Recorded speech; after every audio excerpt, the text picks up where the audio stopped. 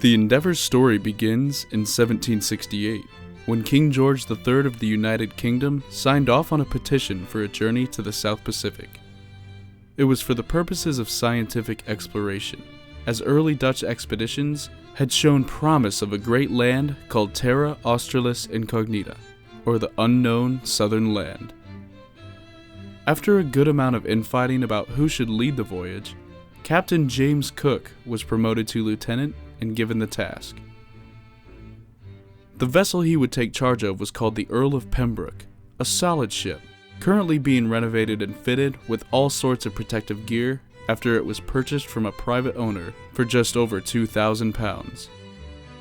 In the summer of 1768, the Earl of Pembroke sailed to Galleon's Reach to pick up weapons in case of attacks from natives that they were sure to meet. Not long after, the ship departed for Plymouth in the United Kingdom to pick up remaining crew members. Prior to departure, the vessel was renamed. In August of 1768, His Majesty's ship the Endeavor was officially underway. The first stop came in September at Funchal in the Madeira Islands. Unfortunately, a grim accident occurred at this port. Robert Weir, master's mate, was standing on deck when his ankle became caught in the rope tied to the ship's anchor. It was thrown overboard, and Robert was violently dragged into the sea.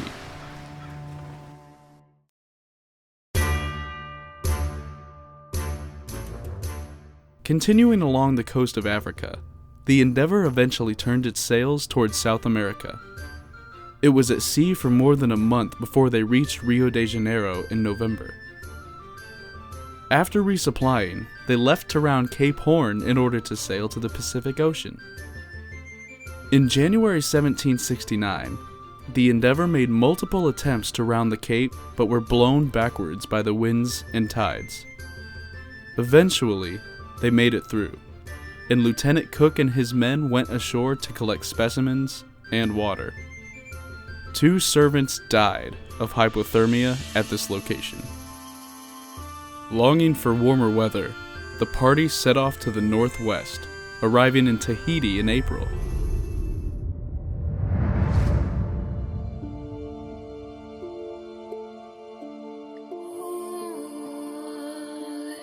They waited there for 3 months in order to accomplish one of the expedition's main tasks: record and observe an unobstructed view of Venus's transit across the sun.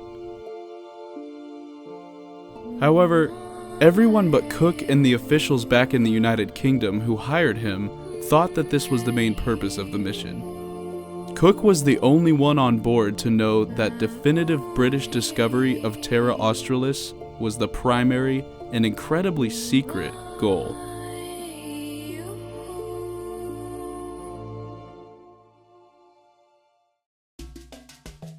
In July, the Endeavor sailed to multiple islands in the region, each one being claimed as British territory by Lieutenant Cook, before turning south in August to explore what were thought by the crew to be open waters.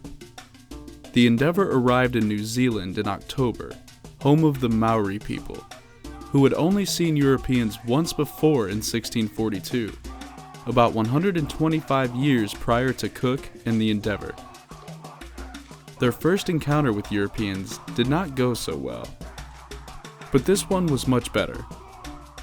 The party had orders to treat any natives with respect in an attempt to forge alliances for the mother country. Cook had a priest on board whose language was similar enough to that of the Maori that it allowed for basic communication, though not without instances of misunderstanding. Cook's men accidentally ventured into sacred, off-limits areas on occasion. and there were 1 or 2 instances of bloodshed.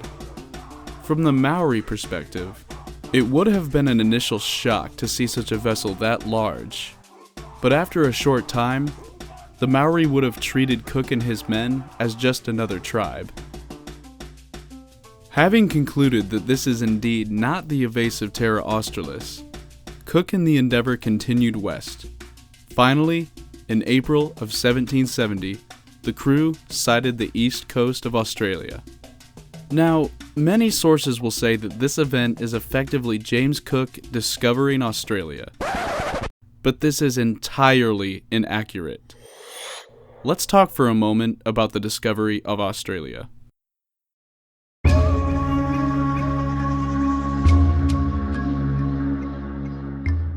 Australia was officially discovered 50,000 years ago by Aboriginals from the Southeast Asian islands, most likely Papua New Guinea.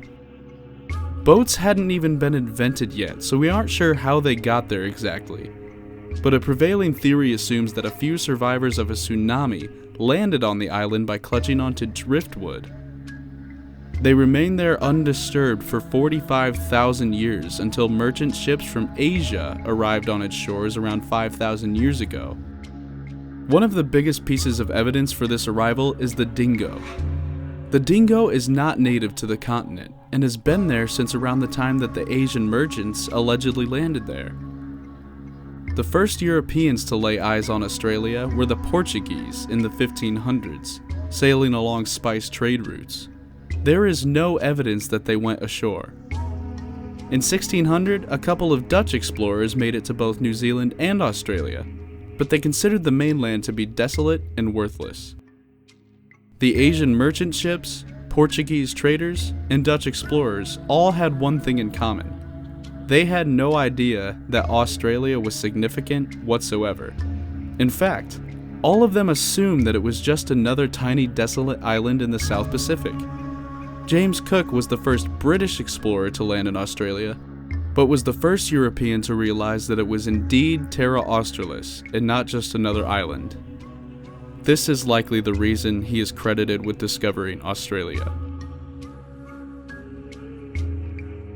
Hey guys, it's Sean. I wanted to thank you guys so much for watching and also let you know that this is just part 1. In part 2, we're going to be talking about how Cook makes it home after some trouble, and also how his ship ended up at the bottom of the bay off the coast of Rhode Island. So stay tuned for that, and if you have any questions, leave them in the comments below, and I'll see you next time.